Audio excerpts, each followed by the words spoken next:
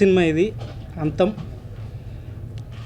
ఒక చిన్న సినిమాకి ఇంత హైప్ తీసుకొచ్చి ఇక్కడ కూర్చోబెట్టారు. వచ్చి 1.5 year బ్యాక్ రాసుకుని తీద్దామని చెప్పి చాలామంది దగ్గర తిరిగాను.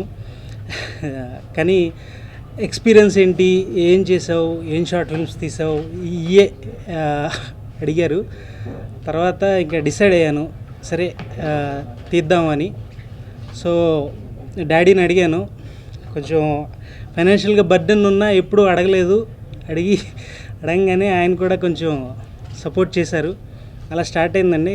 మీకు తెలియదేం కాదు, చిన్న సినిమాలు ఈ రోజుల్లో వెనకాల డబ్బులుండి స్టార్ట్ చేసినవే చాలా వాటికి కొంచెం ఏదో ప్రాబ్లం ఫేస్ చేస్తున్నాం. అలాంటిది మేము ఫైనాన్షియల్గా కొంచెం దొరికినప్పుడల్లా అలా చేయటం, మొత్తానికి సినిమా కంప్లీట్ చేసాం.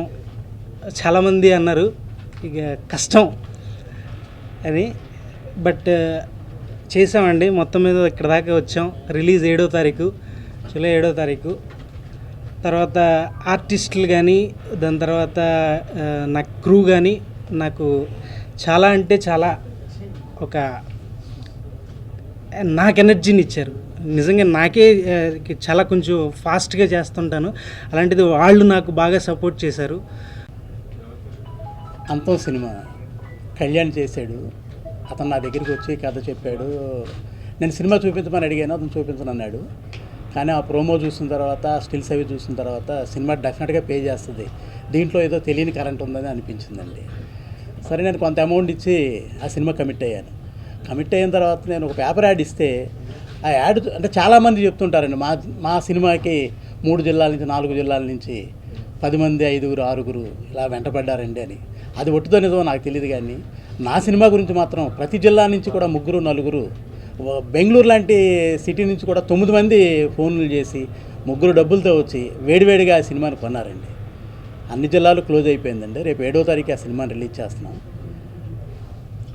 ప్రేక్షక దేవుళ్ళు అందరూ కూడా ఆ సినిమాని చూసి ఆనందించాలని మనస్ఫూర్తిగా కోరుకుంటూ సెలవు.